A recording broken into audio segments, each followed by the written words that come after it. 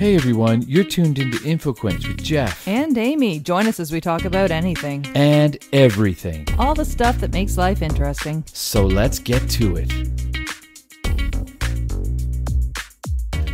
Hey everybody, and welcome to InfoQuench. I'm your host Jeff. I'm Amy. And today's podcast, we're going to be talking about man's search for meaning. Yes, which is the title of a book I recently read, and it struck such a chord in me. Where'd you get that book now? Well, I bought it for you. Yeah, I'll give a little bit of background about this. Okay. So I have been reading a lot of, if you looked on our bookshelves, I think you'd see a bit of a theme in terms of the types of books I've been searching out. The Book of Joy by the Dalai Lama and Desmond Tutu. Right. I've read The Art of Happiness by the Dalai Lama. I've read The Four Agreements recently. 12 Rules of Life, An Antidote to Chaos by the very controversial Jordan Peterson, who's a Canadian psychologist.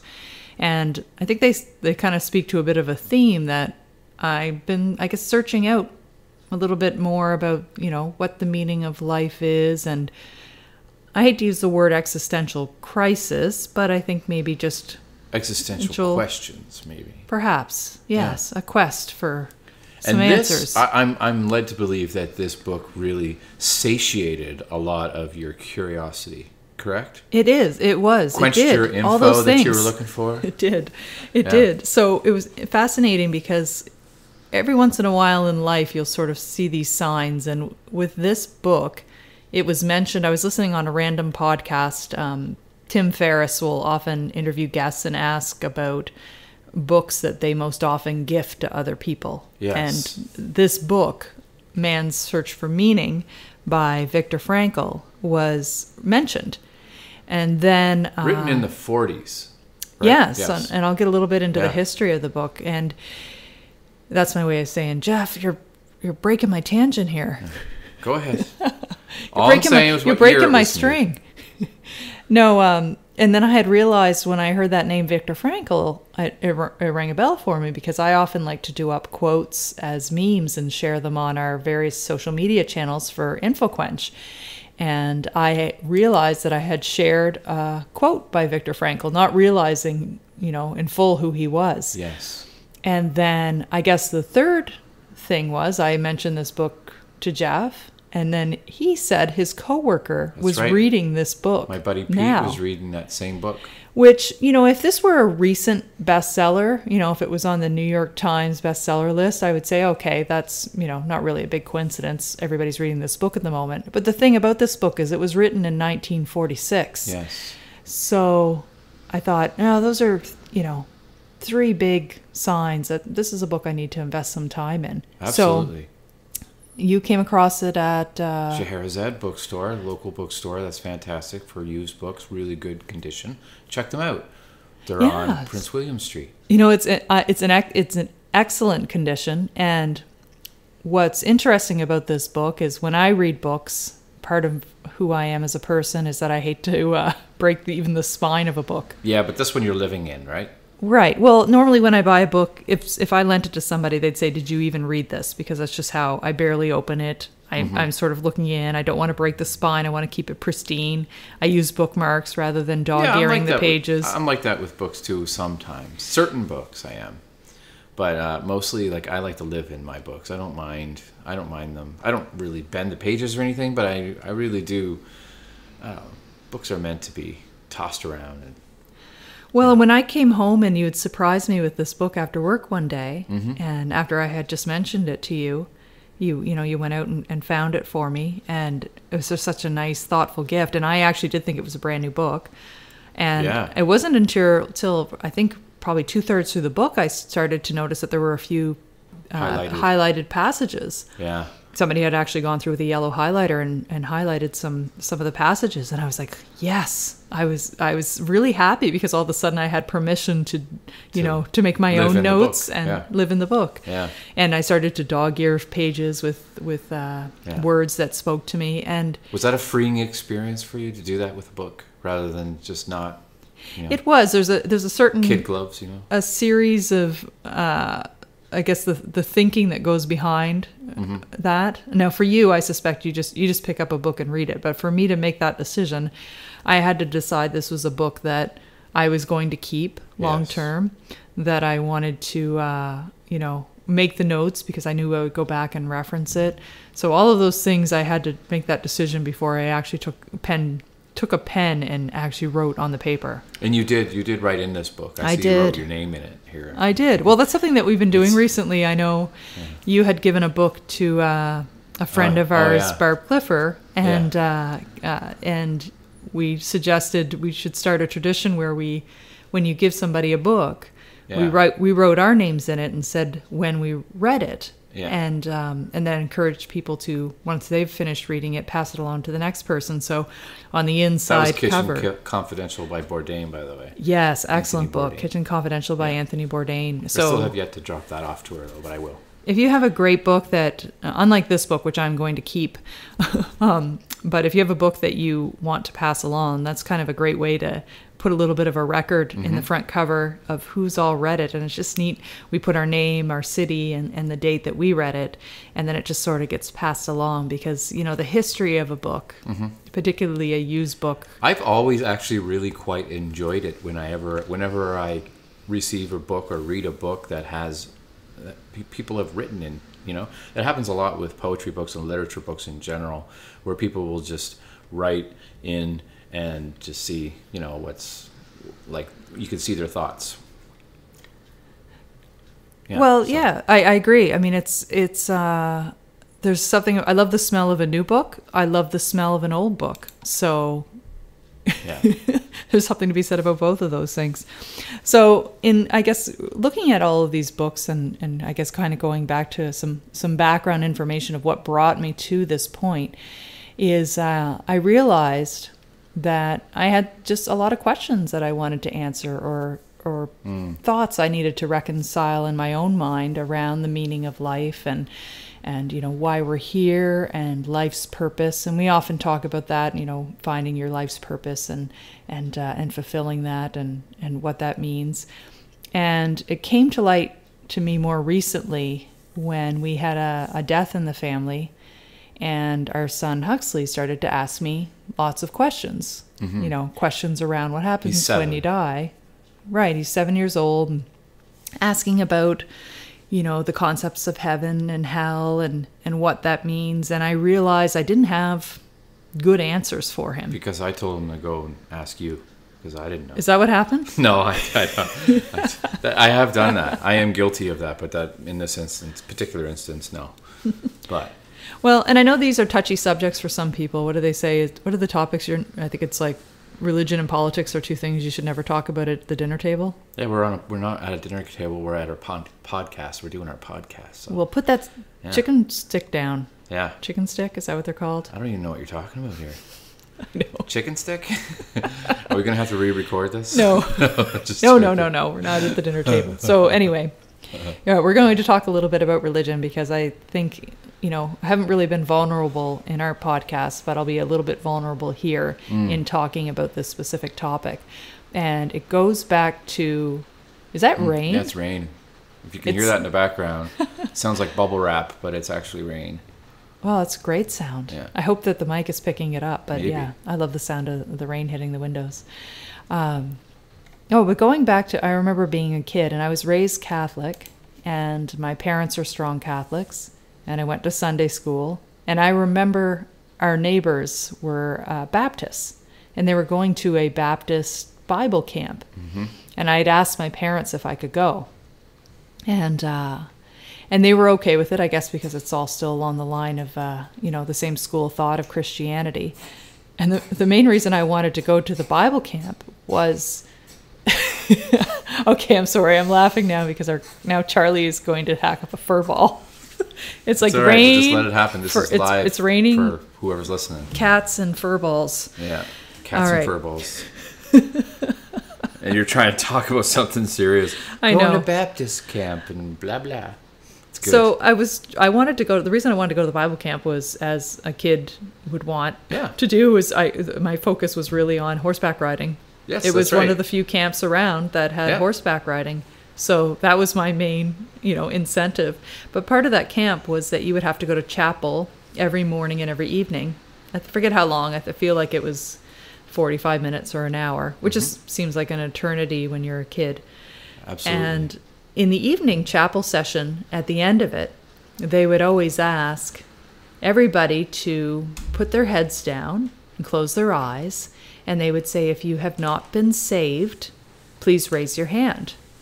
And then they would say, everybody who would raise your hand, please stay behind, and we'll talk to you about that. And what they wanted you to do was to ask for Jesus, ask Jesus to come into your heart. And Okay. right, so that was part of that particular religion. And so every night I would ask that, and I would have my head down, and I would put my hand up, and they'd say, Amy, you'd put your hand up every night. We already told you, you're okay. You've already asked Jesus to come into your heart, so you're saved. You're going to go to heaven. But that wasn't enough for me. I thought, but how do you know I mean it? I'm just a kid. If I just say these words, does that make it true? Does that, get me automatically into heaven at the end of my life, even though I've done this all these years ago? You had questions, just like our son did. And so eventually, I think they became frustrated with the many questions I had, or the same question I kept asking over and over again because I wasn't getting a satisfying answer. And they said, can we see your Bible? So we all had to have a copy of a Bible. And they wrote in the cover, Amy Bovaird, which is my maiden name, has been saved on this date. And they put the date. Wow. That I, Do you still have that Bible? Or? I think it's somewhere. Oh, wow. But to me, that didn't ring right. Just that they wrote it in a book. Well, really that's exactly cement it. And I your think mind. for me, it didn't. I can see why that wouldn't, really cement the whole idea of being saved. I felt that they were really just trying to just trying to appease me. shut you up. Well, they're just trying to shut me up. Yeah, let's just put it right. Shut up. Jesus loves you. And, I don't want this to be a criticism of any religion, because No, absolutely not. No. I have the utmost respect for people's beliefs and whatever gives them comfort and whatever they believe in, that's great, and I'm supportive of that. But Me too. Absolutely. personally, for me, it left me with a lot of questions at a very young age. So, eventually I became no longer a practicing, Catholic or Christian. And I just had a lot of questions around, is there a God, and spirituality in general. So there's been a quest for answers to those types of things, and that's what brought me. So, but you've had other books before Man's Search for Meaning that have sort of Spoken to me? Spoken to you and have guided you maybe towards this book, really. I think so. And I think, I'm going on and on about this book as being sort of the be-all and end-all, but I realize that... I love that. I remember when you read this book, you were like, you wanted to talk about it. It really had an effect on you. And you devoured it, right? I did. You devoured it in a day or two. Yes, I read it and what's interesting is he actually wrote it in only 9 days. Yeah. And you really, really got a lot out of it, and it seemed to give you a little bit more of a direction for your existential path. Let's just say that way, it seems to have really kind of illuminated some of the questions that you've had. Yeah, so I wanted to do the podcast to talk about some of the highlights of what I enjoyed about the book. And if it's something that, our listeners may be interested in, they might want to check it out. But if not, maybe just a few of the points that we cover in the podcast may be of interest to them, and, conversation points, and absolutely, and spur their own questions and conversations with their loved ones about what the meaning is of life. Yeah. What it means to them. I think one of the things about life is that we're constantly figuring it out, right? And that's part of the joy of it. And up until this point, I think when I looked at, the meaning of life and what it meant to me, I would often kind of go back to the Dalai Lama has been quoted as saying the meaning of life is to be happy and to make others happy. And very simple, very direct. Yeah, it's something, it definitely is part of how I live my life. I want to give other people comfort and joy. I love it when I can get people to laugh. Yeah. You know, I tend to be Me too. the person who walks around. I try to smile more often than not, and make sure I say good morning to strangers, and Yeah. and try to, you know, pass that joy along. But then it begs the question of, if the meaning of life is to be happy, how do we truly become happy? Because it's almost like when you're trying to will yourself to go to sleep, you can't. Absolutely, yeah. Right? I understand what you mean by that. Yeah. Happiness has to almost happen organically, Yeah. but you set up the environment to create that happiness, and then it comes about. So what's interesting about this book? So Viktor Frankl was actually a neurologist and a psychiatrist from Austria, and he was practicing well before the Second World War.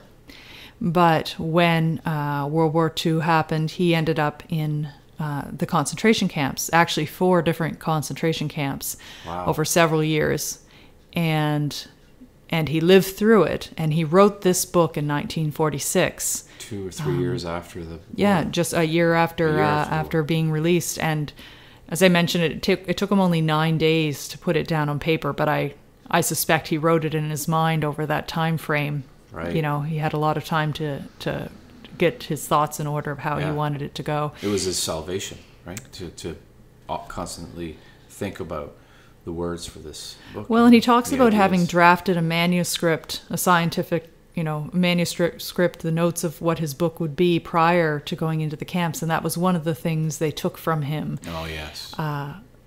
They really stripped them of everything going into the camps, all belongings, all clothing, everything. And they took that from him.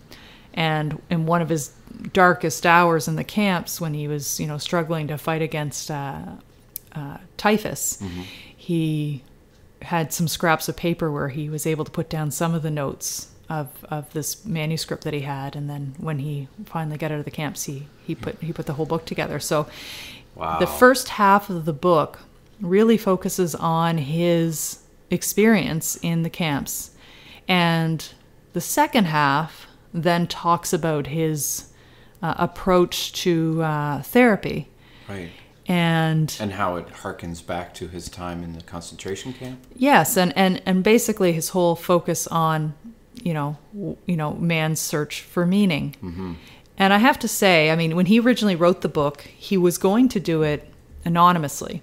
He wasn't going to post it under his name. Right. And then his friends and colleagues encouraged him to post it under his name.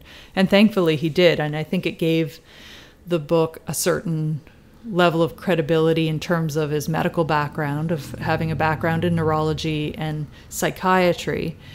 He was able to reflect when he was in the concentration camps on the experiences he was witnessing and on how humans react to those experiences from a very scientific standpoint. So he put together this book, with the first half on his experiences, the second half on the therapy, and it became, such a well-known book that it's still among, I think it's Amazon has, the top 100 books you should read in a lifetime, and it's on there. One of them. And I mean, it was written 74 years ago, and still all of the reverberating. information still speaks, and has the same truth today as it did back then. Yeah, that's a testament to his intelligence and just like the experience that he went through was so vibrant that the book just keeps living, right? It does, and what's great about the book is it is quite short. It's less than 200 pages, so it is an easy, a fast read. I shouldn't say it's an easy read, even though it was written in the 40s. It is the vocabulary and that part reads easily, but I think the thoughts that he puts across are so deep that you'll find yourself reading a paragraph and then just sort of sitting there looking off into space and contemplating what you just read. So it's very philosophical in a way. Right? It is, and I think and spiritual. As soon as I finished reading it, I wanted to begin reading it again. Oh wow! I wanted to go back. Like, it's the type of book that you almost want to study because there's so much in every line. Great book. And because of that, I do, in this podcast, it's not an audiobook podcast, but I do want to read some of the passages from the book because I think they're just so so strong. So Viktor Frankl actually worked in suicide prevention prior to going into the camps, and he would see as many as 3,000 patients a year. Oh, so it's gonna be heavy on the head. And he was, his methods were found to be really, really effective in suicide prevention and bringing down the incidence, I guess. Yeah, excellent. In his patient population. And one of the quotes that he mentions over and over again is from Nietzsche, who is a German philosopher.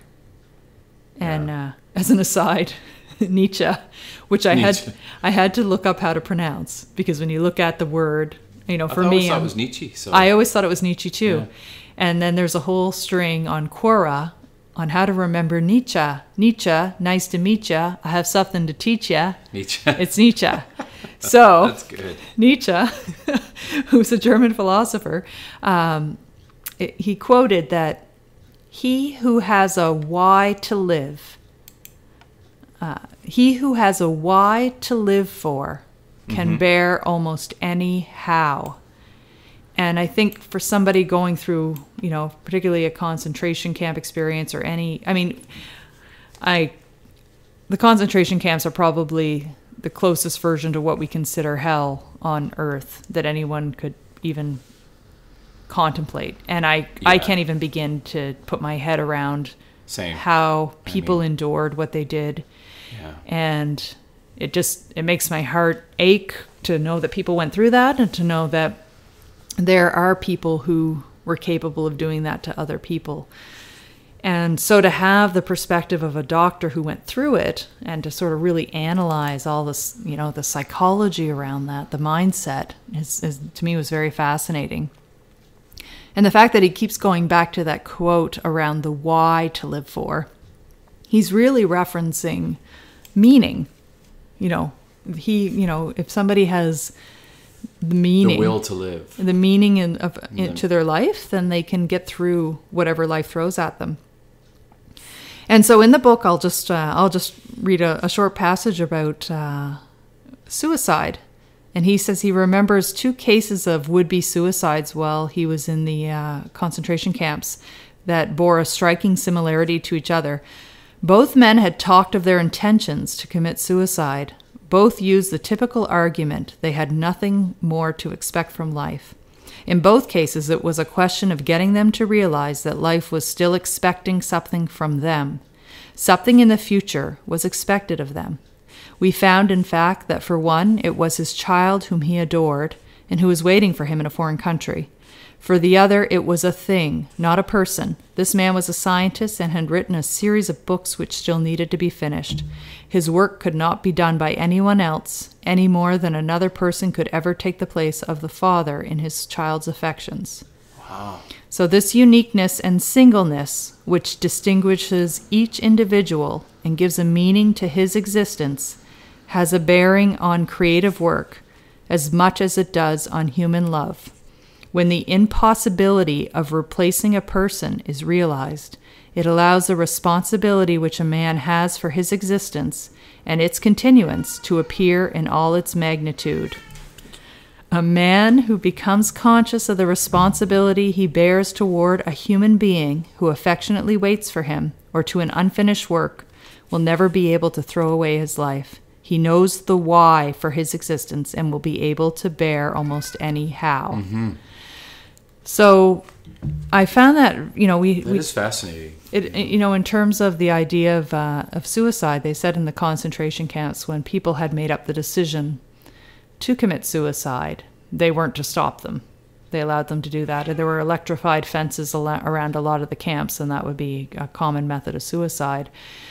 But all they could do is he would try to talk to people when he would detect that they were on the point or the verge of suicide, and try to change their mindset. Yeah. But once they made the decision to do it, then nobody would interfere with their wishes. Wow. That's some heavy stuff, man. I know, this is very heavy. When we think about our podcast about wine. Yeah, I'm not really ready to crack jokes just yet. No, I know. And that's usually my job here, cracking jokes, and you do the info. But life isn't all about jokes. Life isn't all about easy living. Sometimes there's some very serious things, questions that we should ask ourselves about life. Absolutely. And this book seemed to really illuminate a lot of those questions in your mind, and I'm going to read it as well. I mean, if listeners can't already tell, I have not read this book yet. So, if listeners can't already tell, Jeff didn't know what we were doing the podcast on until 2 seconds before we hit record button. There you go. But I'm fascinated by it, though, that this man's mind can. I'm always amazed that anybody can write a book, because really it's not only art. Like it's not only art. Like it's created a certain way that the person really put a lot of time in. The author put a lot of time in, but there's also the ideas behind what's being said, and this is chock full of them, it seems. Well, yes, and I think in the passage I just read, one of the key points is that no individual is like any other. Mm-hmm. Everybody has their own uniqueness in terms of the people that they will touch upon in their lives, in terms of what they accomplish in the time frame that they accomplish it, what's going on in the world around them. It's a complete set of unique circumstances. Yeah. So, it really does shed light upon how special and unique every human life is. I agree. Yeah, and for somebody who is contemplating suicide, there's always it's just help. Exactly. Something help, and another way to look at their impact on the world around them. So there's so much to talk about in this book, and I think it's going to have to be a two-parter. Yeah. Just to kind of give some of the highlights of where I want to go with this. Some of the questions I had, particularly around the concentration camps, was around how the guards, how the SS, how they were able to do that to other human beings. And that's something that has always puzzled me. When I've read a lot on the history of World War II and watched movies and Escape from Sobibor, and it's always struck a chord with me. How could humans do that to other humans? So as a psychiatrist, Viktor Frankl actually does dive into that a little bit. So I'd like to touch a bit on that. Mm-hmm. He does talk about, what is the meaning of life, how to, what are the sources of how we can find that meaning, and also around the idea of the fact that we shouldn't always be yearning for our youth, that there's a reason to envy those who are elderly. And I found that whole idea very comforting. Yeah. I remember. You remember when we watched that video of the little girl that the father took the picture of the little girl like every year of her life or whatever. Yes. And it really brought you down, and I was like, why? That's more of a celebration of life. And you said, I wish I could look at it that way. It's sort of the same sort of idea that you just explained. That's a really good point. Yeah. So it showed like a few seconds of. And it showed her progressing, I think, for the first 30 or 40 years of her life. She's like 29 or something like that. And it's just her face, and it just shows how her face changes, how her hairstyles changes, and it just goes, it's like a fast motion, And I think when we saw that, it for me immediately caused sadness. I thought, time is fleeting. Yeah. Those moments are lost forever. That was where my mind would go when I would see something like that. And, the grasping for that, wanting to keep that present moment. Yeah. And the fact that you saw it as a celebration of life was very interesting to me. And it's different perspectives, right? It is. And I feel like this book has allowed me to get more toward your way of thinking. Oh, well, that's really cool, because when I find, because it's sort of the way I think you celebrate the now more, when you're living your life in the moment, you enjoy it a lot more when you don't see it as a fleeting piece of time that you'll never get back. Do you know what I mean by that? Yeah, absolutely. Yeah. I mean, it's I realize I say the word absolutely a lot. So do I. I'm becoming quite I'm absolutely aware of my use of absolutely. Yeah. So if you want to hear more of the audiobook of Yeah. Man's Search for Meaning, as read by Amy McLennan. Part 2 we'll record, and I will dive a little bit deeper into the content of it, because I think it's just such a fascinating book. Yeah. And his idea, even the therapeutic methods that came out of it, just incredible. So I hope you'll join us for part 2. Yeah, please do join us for part 2, everybody. Thanks for listening. Bye-bye. Bye-bye. Thanks for listening. And remember, you can catch up on past episodes at infoquench.com. Or just about anywhere else you get your podcasts. Be sure to follow us on Twitter, Facebook, and Instagram. And help spread the word about InfoQuench. Till next time.